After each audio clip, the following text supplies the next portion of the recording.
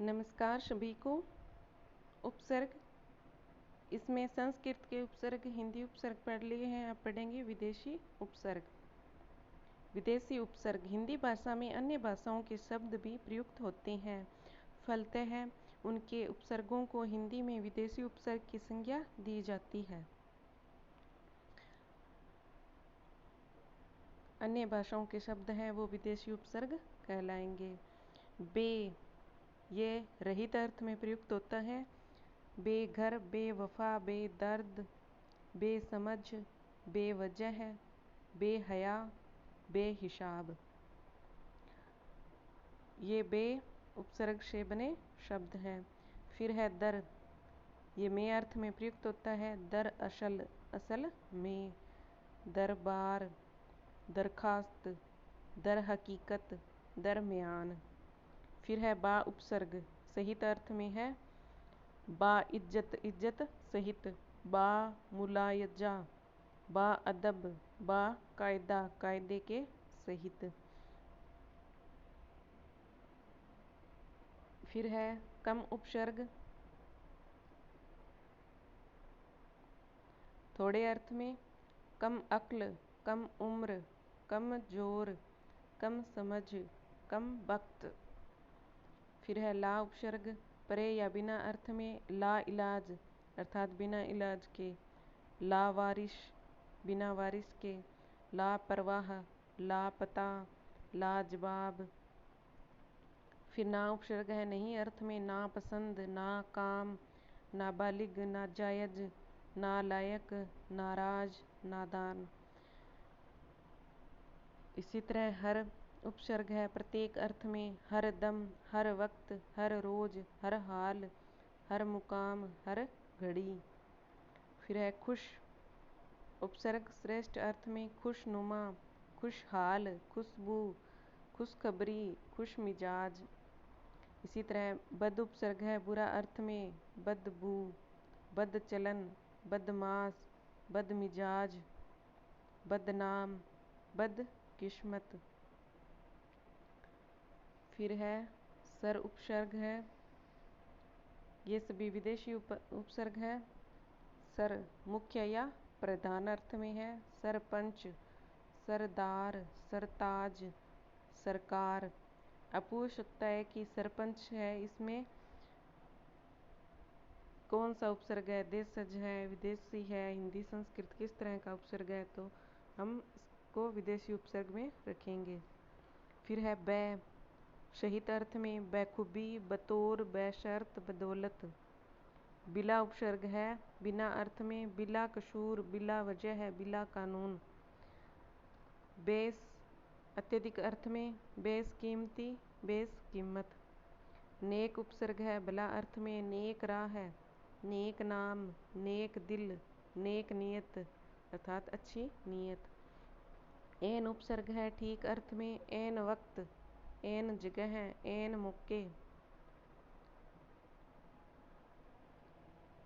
जैसे हम कई बार कहते हैं कि एन वक्त पर आया है अर्थात ठीक समय पर आया है।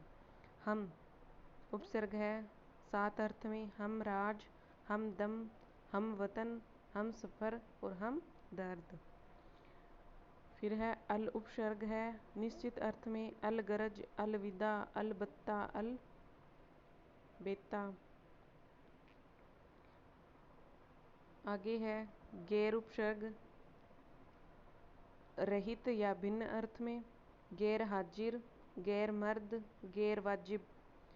हेड उपसर्ग है प्रमुख अर्थ में। Head master, head office, head boy, ये अंग्रेजी भाषा का शब्द है। हाफ, ये भी अंग्रेजी का है। आधा अर्थ में। हाफ कमीज, half ticket, half pant, half shirt, सब है ये उप अर्थ में है। सब registrar, sub committee, sub inspector. फिर को अर्थ है, को उपसर्ग है सहित अर्थ में। कोऑपरेटिव, कोऑपरेशन, को एजुकेशन। इस तरह ये विदेशी उपसर्ग पूर्ण हुए। अब है अभ्यास प्रश्न। निम्नलिखित में किस में अन उपसर्ग का प्रयोग हुआ है, यह हमें बताना है। तो इस क्वेश्चन का उत्तर आप कमेंट बॉक्स में लिख कर दोगे। अनुचर है, इसमें तो अनु उपसर्ग है, अनुज में भी अनु उपसर्ग है। अनुपयोग और अनुगामी, इन दोनों में से आपको बताना है कि इसमें किस में अनुपसर्ग का प्रयोग हुआ है। दूसरा क्वेश्चन है, निम्नलिखित में कौन सा शब्द उपसर्ग युक्त नहीं है। भरपेट है तो इसमें भर उपसर्ग है। प्रतिदिन में प्रति उपसर्ग है। अध्यक्ष में अधि उपसर्ग है, तो इसमें रसोई घर एंस होगा, इसमें कोई उपसर्ग नहीं है। हार, तीसरा क्वेश्चन है, हार में आ उपसर्ग लगाने पर आहार बनता है जिसका अर्थ भोजन है, और हार में कौन सा उपसर्ग लगाएं कि अर्थ छोड़ना बन जाएगा। तो हार में उप लगाएंगे तो उपहार हो जाएगा, वी लगाएंगे तो विहार हो जाएगा, प्रति लगाएंगे तो प्रतिहार हो जाएगा, और परि लगाएंगे तो परिहार हो जाएगा। तो परिहार का अर्थ ये होता है छोड़ना। फिर है 19, शब्द में उपसर्ग एवं मूल शब्द का पृथक रूप होगा तो उनका अर्थ होता है एक कम। तो किस से एक कम, 19, 20 से एक कम, तो इसमें होगा उन, ओ सॉरी ये गलत है, उन है ये है, इसमें न आधा नहीं है, न पूरा ही है, उन और 20 यही सही होगा। फिर है दुष्कर्म, शब्द में किस उपसर्ग का प्रयोग हुआ है। तो इसमें दुष उपसर्ग का प्रयोग हुआ है। आगे है संस्कृत में मुख्यतः उपसर्ग माने गए हैं। तो संस्कृत में मुख्यतः 22 उपसर्ग माने गए हैं।